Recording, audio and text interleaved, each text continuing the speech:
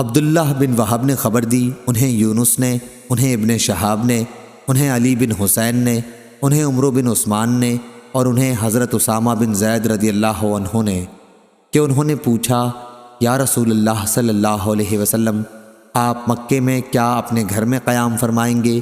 اس پر آپ نے فرمایا کہ عقیل نے ہمارے لیے محلہ یا مکان چھوڑا ہی کب ہے، سب بیچ کھوچ کر برابر کر دیے۔ عقیل اور طالب ابو طالب کے وارث ہوئے تھے۔ جعفر اور علی رضی اللہ عنہ کو وراثت میں کچھ نہیں ملا تھا کیونکہ یہ دونوں مسلمان ہو گئے تھے اور عقیل ابتدا میں اور طالب اسلام نہیں لائے تھے۔ اس بنیاد پر حضرت عمر بن خطاب رضی اللہ عنہ فرمایا کرتے تھے کہ مسلمان کافر کا وارث نہیں ہوتا۔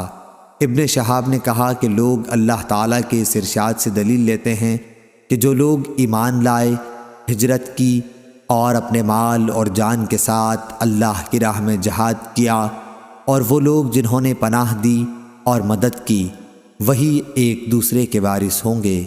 صحیح بخاری حدیث نمبر 1588۔